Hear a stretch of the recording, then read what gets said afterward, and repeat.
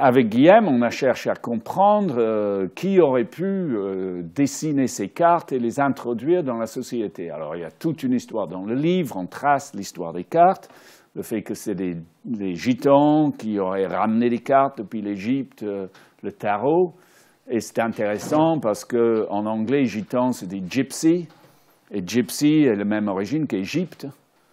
Hein, vous avez le nom pris dedans. Et dans le livre, on trace davantage, je ne vais pas rentrer dans toute l'histoire, mais on trace toutes les thèses sur l'origine des cartes. Mais finalement, pourquoi les symboles étaient très différents, hein, il y avait des bâtons, des cloches, enfin, il y avait toutes sortes de symboles différents selon les pays. Et à un moment donné, on a rassemblé avec les cœurs, les trèfles, les piques, les carreaux qu'on connaît.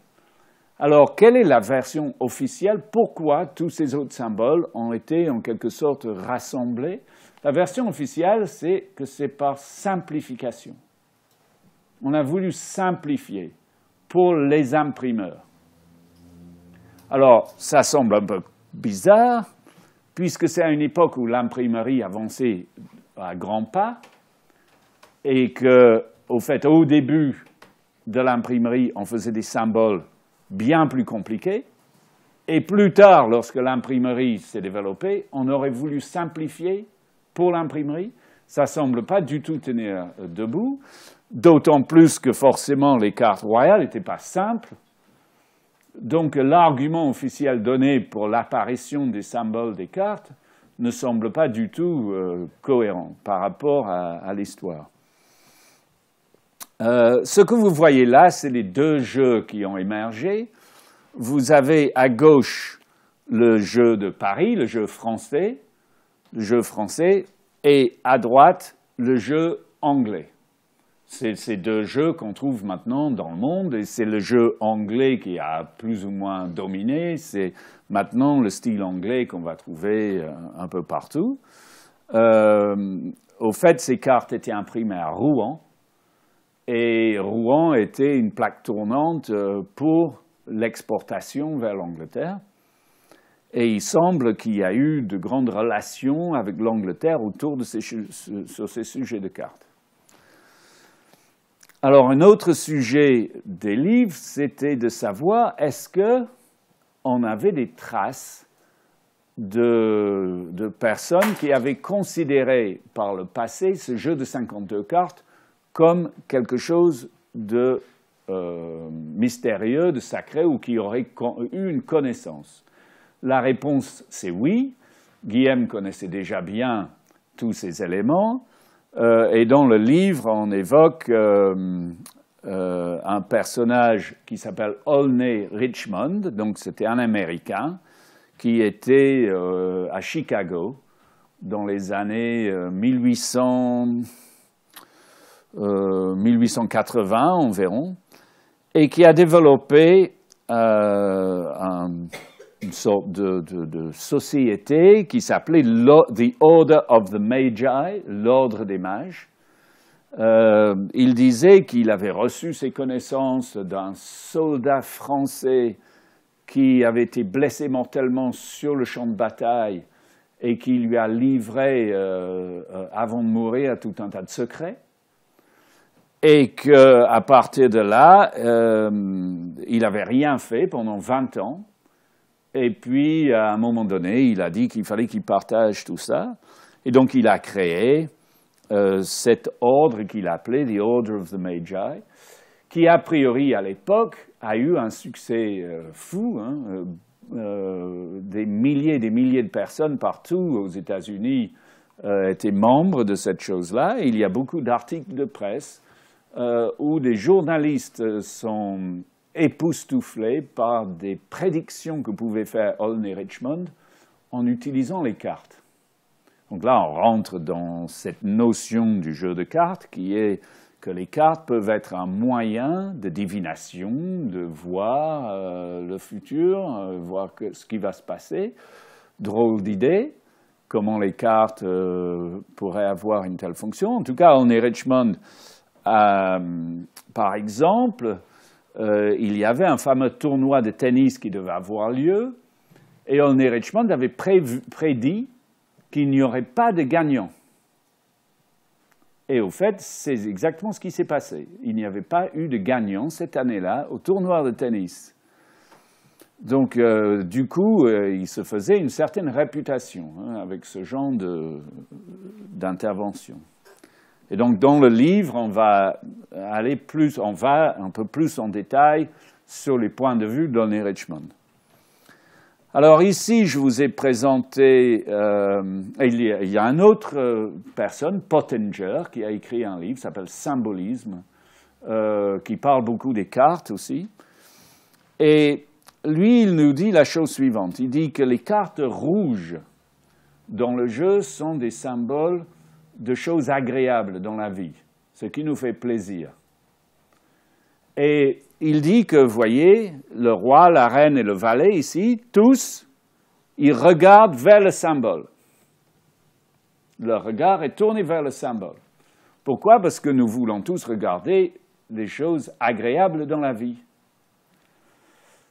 Il dit que les cartes noires, donc les cœurs sont liés à tout ce qui est lié au sentiment, l'amour, hein, des choses. Hein, les carreaux sont liés à des valeurs, donc l'argent, mais aussi des valeurs humaines dans la vie.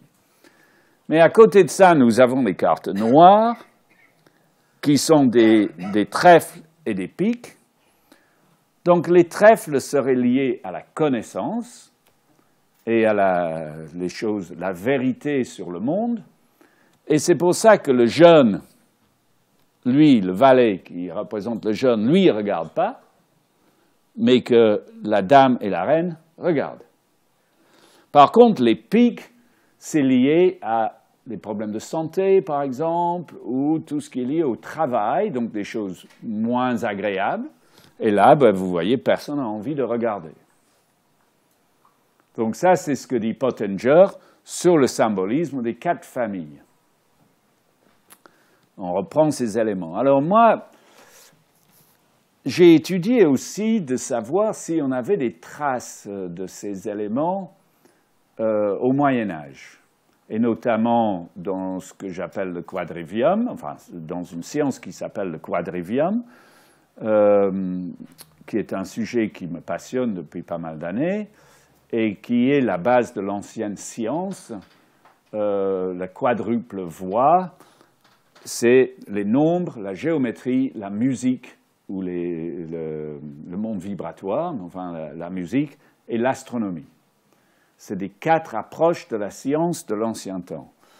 Et ici, c'est le portail ouest de Chartres, sur lequel le quadrivium est représenté. L'école de Chartres enseignait le quadrivium, et j'ai dit tout à l'heure que le professeur John of Hollywood à la Sorbonne était professeur de quadrivium à la Sorbonne.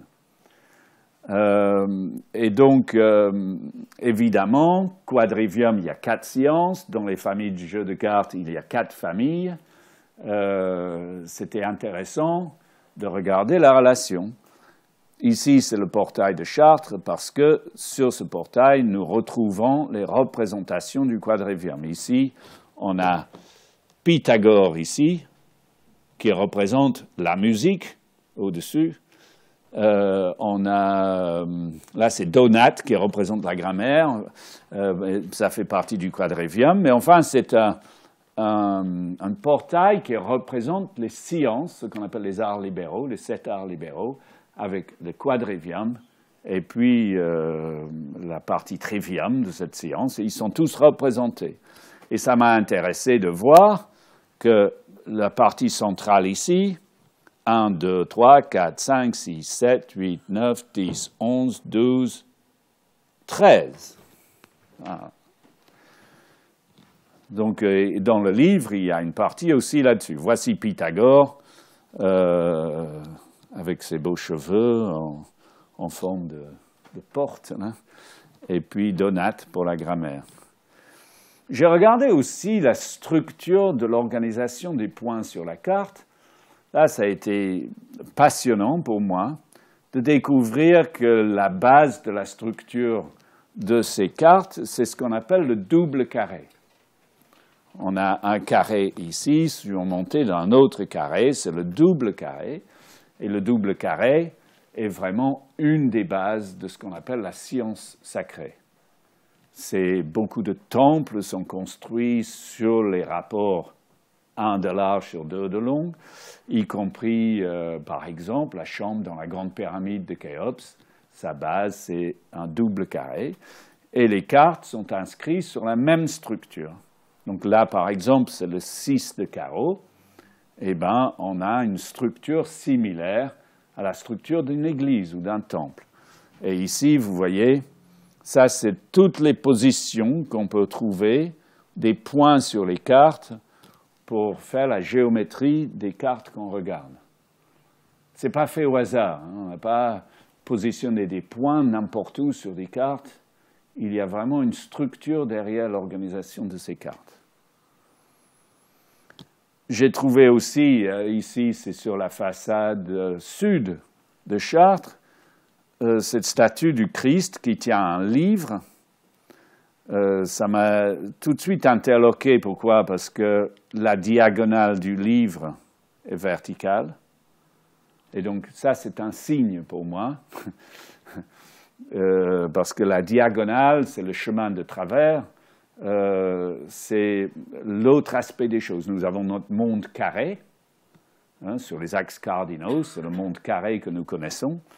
Et quand les choses sont orientées sur la diagonale, ça montre qu'il s'agit là d'une autre façon de regarder.